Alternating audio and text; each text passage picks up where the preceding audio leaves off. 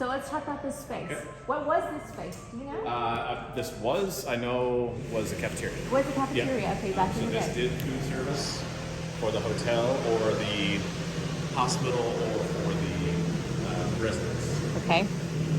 So we're literally taking the existing food service space and turning it back into a restaurant, including the kitchen. So there was a kitchen here as well, and we're just taking the space and reincarnating it. Okay. So what's the vision?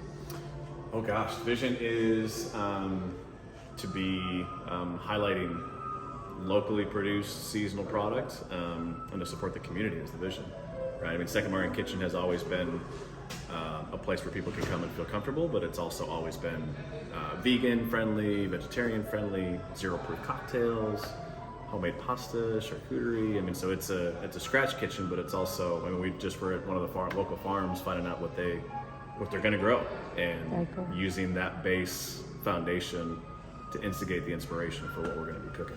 So you're not coming in with like a preset menu. You're checking out what the local farm is. To a certain degree, some of it has to be our core items.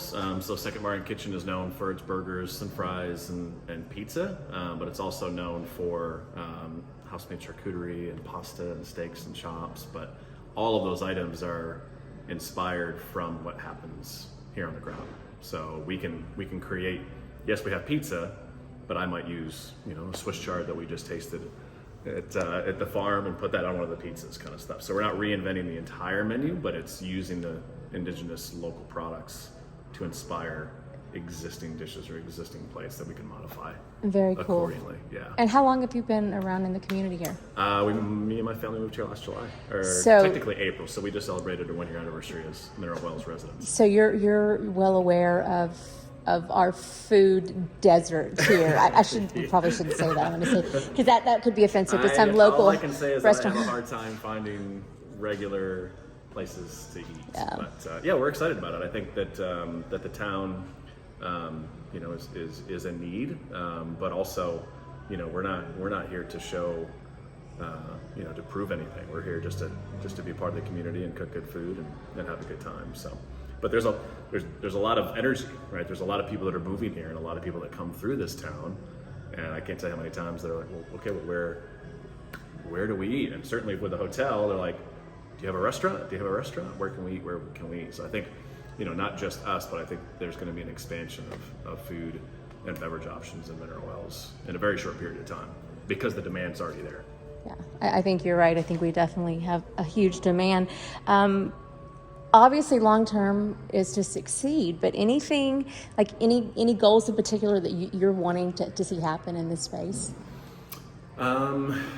or what the vibe is like? What's the vibe going to be like? How about we talk about the vibe? Casual, but I mean, you can come in with flip flops and have a burger and fries, but you can also celebrate your anniversary and have a multi-coursed, high-end experience. I mean, we don't consider this to be fine dining at all, but it's going to be a place to where you can feel good about celebrating your birthday or anniversary or a special occasion, or come in and have a great craft cocktail, right? So I think it's not just the food, there's a beverage component that is incredibly focused, from everything from draft cocktails, our zero proof options, like I said. But if you're out and about on the trails and you want to have a beer, well, we're going to have a non-alcoholic beer, but not an O'Doul's.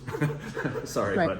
But we'll have specified options for those individuals that just don't want to have the side effects of alcohol. But for the food, we want to make sure that it's approachable, but it's also unique and exciting and something that you're going to crave. You've come back for. Obviously had success in this space. I don't literally mean this space, but in the business space. Any worries or fears? I mean, this is a big bite to take. I wouldn't be human if I wasn't afraid. I think that helps us. This is a big risk, get maybe. To the next. Yeah. Well, I mean, the risks are, they're manageable just because. Number one, we've got a brand that we know that works, right? Second Martin Kitchen has proven its success from what it is and its ability to change to its surroundings, right? We are not taking a cookie cutter restaurant and planting it in Mineral Wells. We're taking a brand identity as far as hospitality and service and care for the product, and we're going to nurture that in Mineral Wells. So I don't think the risks, I mean, I believe wholeheartedly that we will be successful in the space. Now, how long, how quick, what we need to manage and change, and what audibles do we need to call through the process? those are part of anything, and it's designing this kitchen, or how many seats we put in the private dining room, and those are functional, operational challenges. But again, with our core team of experience, we're confident we can kind of get through those challenges. Now, we're always afraid. This is terrifying, but I just have to remind ourselves that we're good cooks, we're good bartenders. Can't wait to hire some servers and jump on in and find out what those hurdles and challenges are. But we're confident that we can overcome that stuff. Listen, I'm a foodie, and I 100% believe if you've got good food and you build it, people will come. That's I really right. do. So can That's you right. walk us a little bit through the space and tell us? I know you said something about a private dining. So obviously here these will be the main doors. That's the main door. That's going to be the main door. So you'll walk through here, and then what's the vision? Or So the vision actually, so this is actually the bar. And so this is going to be a U-shaped bar around here. The counter will kind of jet out a little bit on that side. So we're standing in the middle of the bar. There'll be bar stools here, bar stools on either side. A beautiful island. We have 16 taps, wine on tap, draft cocktails, and 10 to 12 beers. This will be a beautiful wall of liquor. Okay. A nice, beautiful display. A couple TVs tucked in there. So this is the bar scene, and Okay. hence the name. Second bar and kitchen, so the bar is a huge component to what the concept is. Okay. This is the entrance to the kitchen. You can kind of see back there that we are knee deep in construction for sure. And will this be part of? It will. So that's our support structure, from a walk-in cooler delivery, beverage storage, and housekeeping and laundry and all that kind of stuff for the hotel. So we're actually building the basement as well. Hotline is against that wall.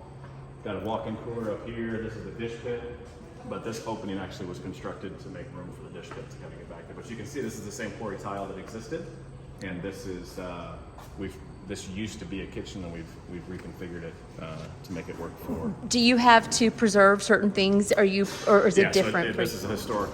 Right. I property. didn't know if the kitchen. Same. Well, yes and no. I mean, the outside is incredibly important. More interior stuff, because that didn't really have any historic. The structure was important, but you can see like this crown molding can't be touched. The lights can't be touched. Right.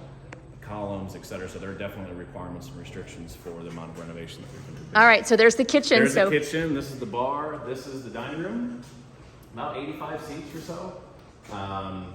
4 tops, 2 tops, a long banquette against that wall with obviously the beautiful windows. These are 2 server stations. This creates the entrance to what we call PDR, private dining room. So this is semi-private, so you can rent this space for a private gathering for around 25, maybe 30 people. We're still ordering the tables and chairs, to be honest. And this will be serviced for an a la carte setting, or we'll sell it as private events. Okay. One other thing we're going to really try to do is these chef dinners or pop-up dinners.